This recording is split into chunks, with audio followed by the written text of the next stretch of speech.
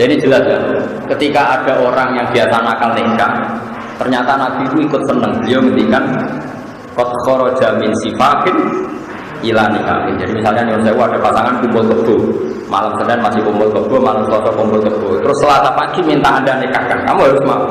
Dengan demikian malamnya dia berstatus nikah. Paham ya?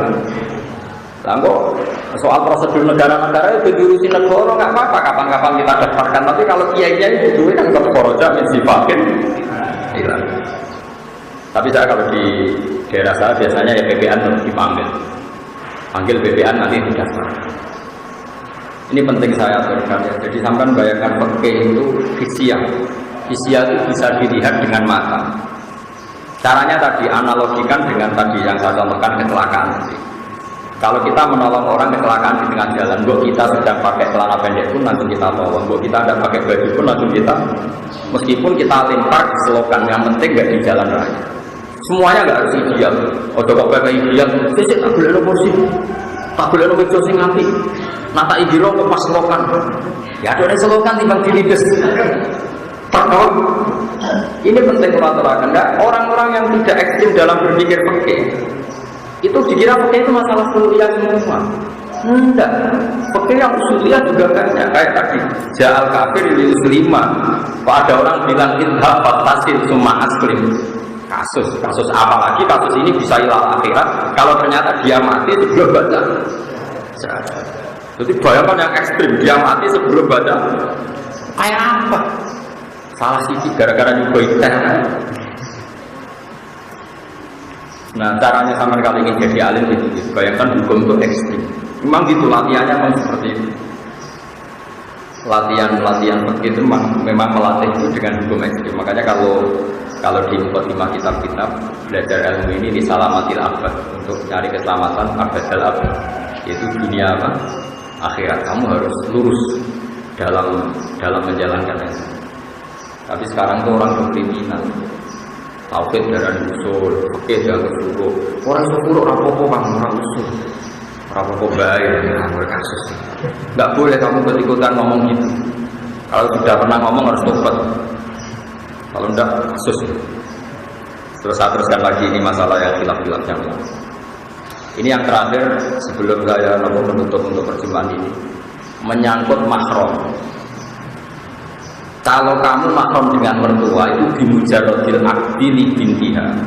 Jadi misalnya umuka atau umul musaharah. Jadi misalnya saya dengan mertua putri saya.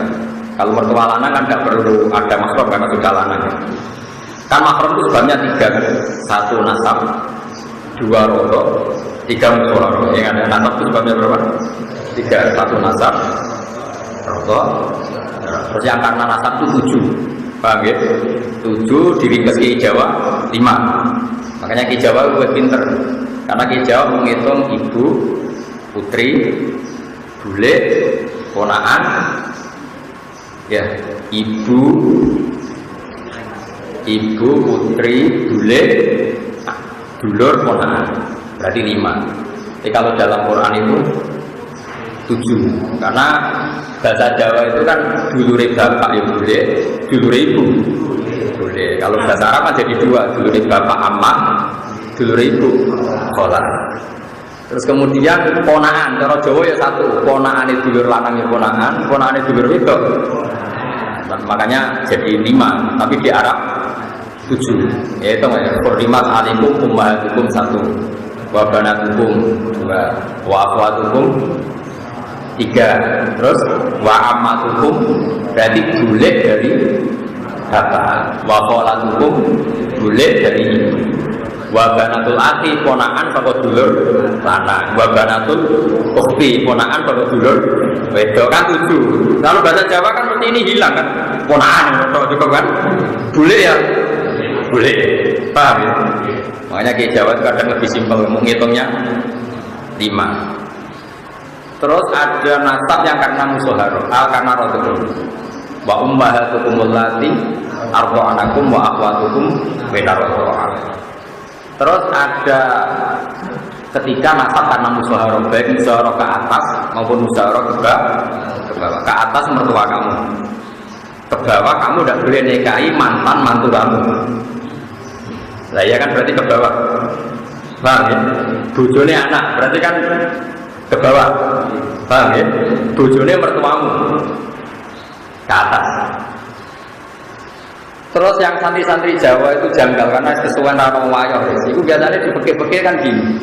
Kamu nggak boleh menikahi bojone bapak. Kalau ya ono kadang santri balung tak kok.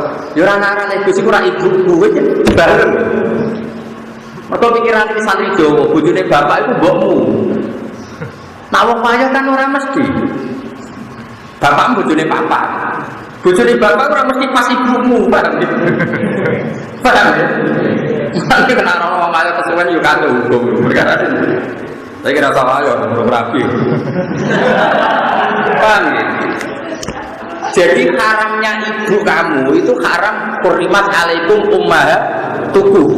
Tapi nanti dipakai ditambahi wa zaujatul ab dan istrinya bapak. Kadang santri Jawa pikirane, bagus istrine bapak ini ora ibu. Ora blok-blok ibu. Ibu ya wis ibu, paham ya? Jadi kalau bapak kamu punya istri 4, yang haram karena zaujatul ab itu 3.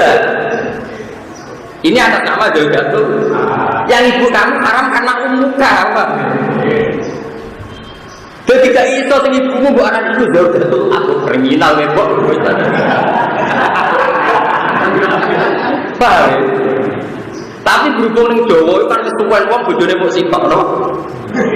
Akhirnya bareng haram rabi bojone bapak. Ya seruan wong pancen ibuku ya ora. Jadi kita sing ibumu disebut umuka. Lah wayane bapakmu disebut zaujatul ab. Dulu nore jawab orang tua. Mau nak lagi ini di rumah itu ya repot. Nah itu aturannya gini dalam ilmu nasab. Kalau mertua ini menjadi mahram di mujarradil akdi. Jadi misalnya Haris nikah sekarang, menikobil itu nikah ahal atas wijah saat itu juga mertuanya jadi mahram di mujarradil akdi. Tapi kalau kebalikannya Haris nikahi rondo, kalau nak kesuwen Joko tua kadang nggak gini rondo. Itu kalau nikahi rondo, ini putrinya yang perawan tadi menjadi mahramnya Haris nunggu rondone dikumpuli. Paham? Tidak di mujarradil akdi. Ya itu bedanya ke atas sama ke bawah. Makanya kalau untuk anak tiri ada ayat waruba ibu umulati fi hujurikum min nisa umulati dakhaltum bihin. Masih ada fa illam takunu dakhaltum bihinna fala junaha. Saya ulang lagi ya. Jadi kalau kamu nikah rondo punya putri itu di mujarradil akdi putrinya belum jadi mahram soal ya. Nunggu sudah hubungan suami istri. Tapi kalau nikahi putrinya di mujarradil akdi mboknya ini langsung mahram di mujarradil akdi. Ini kalau baca ya, jadi itu kan oke nikah itu mantap. Gak usah dipraktekkan nikah penting ahli fikih. Berapa payu sih?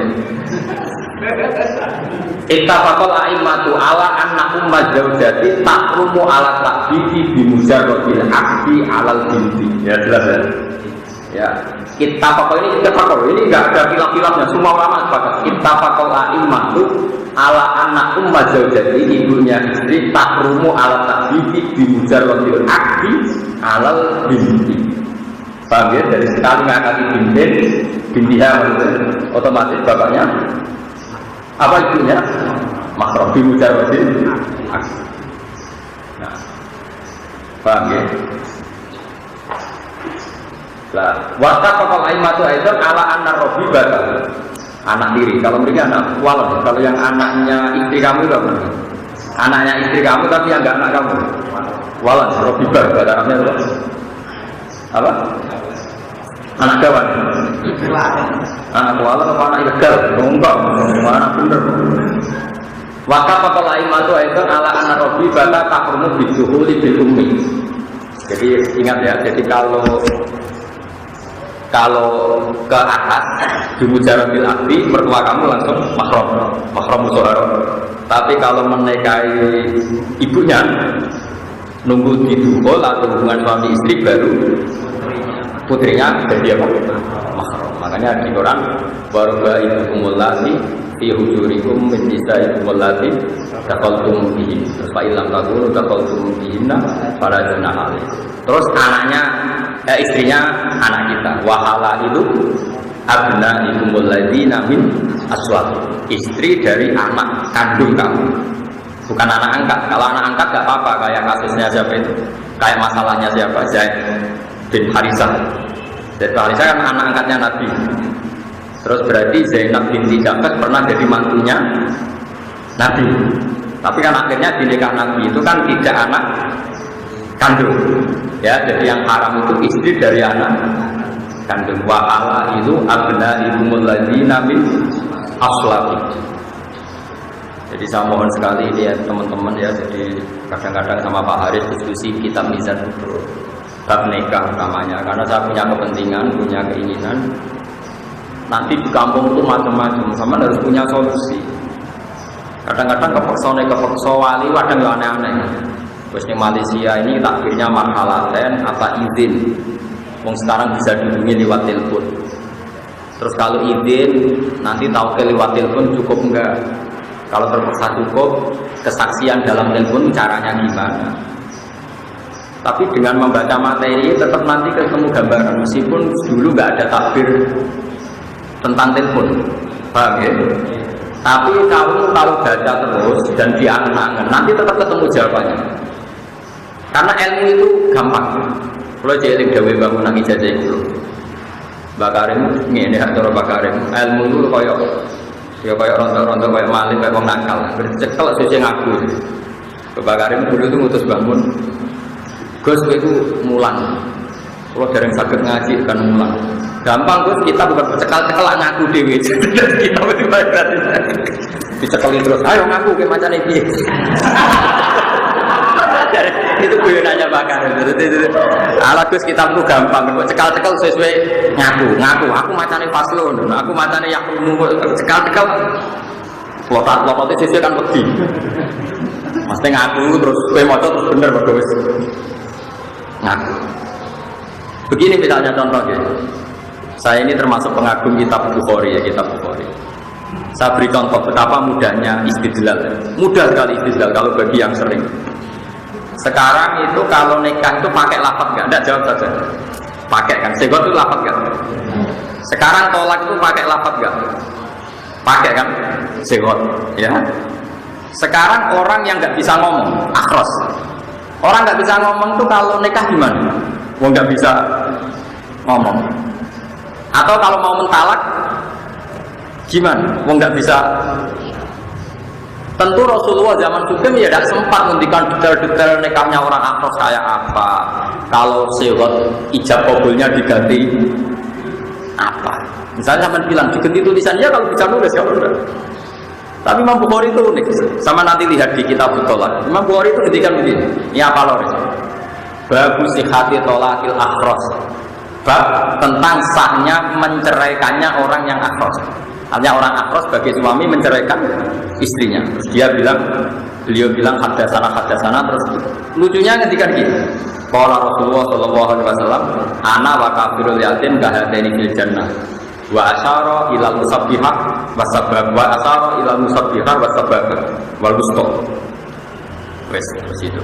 Asyharu tis'un wa isruna wa aqda yadaiha kadza wa hakadza wa hakadza.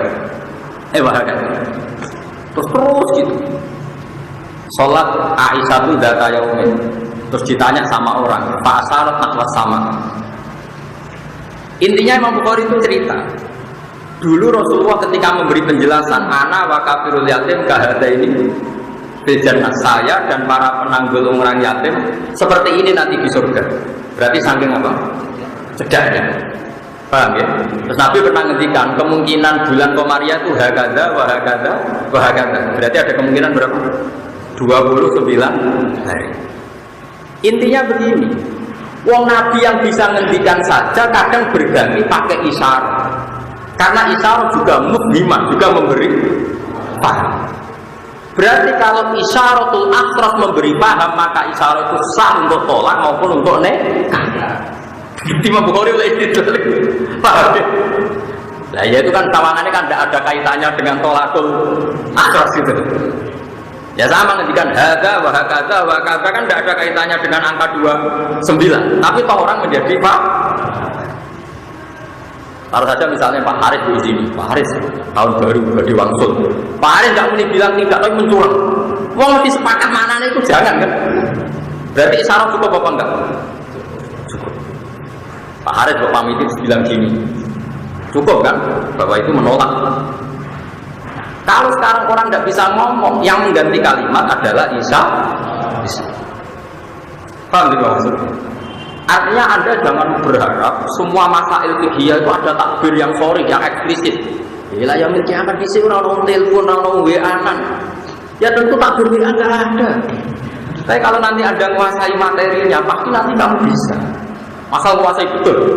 Kayak tadi Imam Bukhari mengatakan, babu sihati tolakil akhras. Terus yang diceritakan anak wa kafirul yatim kahini biljan. Terus asyadu bagada wa akoda napa tis'an wa isrin. Artinya Imam Bukhari ingin bilang wong nabi sing iso ngendikan saja kadang iktifak ngalap